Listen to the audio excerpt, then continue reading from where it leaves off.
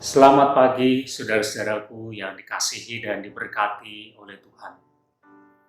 Begitu besar kasih Allah akan dunia ini, akan kita semua, sehingga Tuhan mengaruniakan anaknya yang tunggal untuk keselamatan kita. Saudara, ada seseorang berkata bahwa kalau kita ingin punya teman yang banyak atau punya pengikut, maka jadilah orang yang kaya, atau jadilah orang yang punya pangkat, atau jadilah orang yang punya kedudukan, yang punya popularitas, maka orang akan datang kepadamu. Saudara, apa yang dikatakan oleh orang ini ada benarnya, walaupun tidak sepenuhnya. Ketika kita punya kekayaan, ketika kita punya kedudukan, punya pangkat, punya popularitas, maka orang akan datang mendekat kepada kita. Kenapa begitu? Karena mungkin kita ingin mendapatkan keuntungan dari mereka yang kaya, dari mereka yang punya kedudukan. Sementara sebaliknya, kalau ada orang yang miskin, orang yang biasa, yang tidak punya apa-apa, tidak banyak orang yang mau mendekat kepada mereka. Mengapa?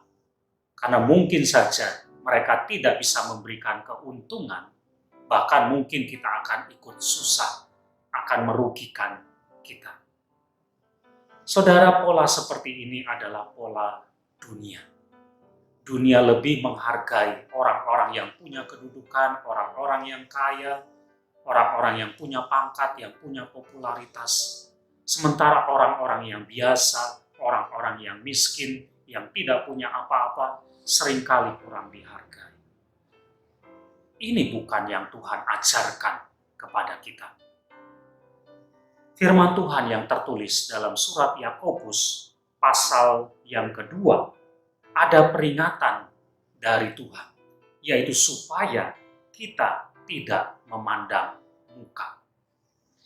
Di sini ada perumpamaan betapa sering orang dihargai ketika dia datang kepada kita dengan pakaian yang indah, dengan cincin yang indah, lalu kita menghormati dan memprioritaskan mereka.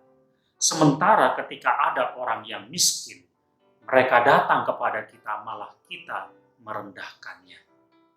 Firman Tuhan mengingatkan supaya kita tidak memandang muka. Artinya tidak membeda-bedakan orang berdasarkan apa yang ia miliki, berdasarkan statusnya. Mengapa? Karena di mata Tuhan semua orang sama. Semua orang dikasihi oleh Tuhan. Tuhan tidak membeda-bedakan manusia. Siapapun umatnya, mereka dikasihi oleh Tuhan. Demikian juga kita, dengan segala kekurangan dan keterbatasan kita tetap dihargai oleh Tuhan. Jadi saudara, ketika kita berelasi dengan orang lain, jangan memandang muka. Jangan kita hanya menghargai orang-orang tertentu dengan segala kelebihan, kekayaan, kedudukan, popularitas mereka. Tetapi semua orang apapun, bahkan ketika mereka miskin, tidak punya apa-apa, kita belajar untuk menghargai dan mau tetap hidup dekat dengan mereka. Amin.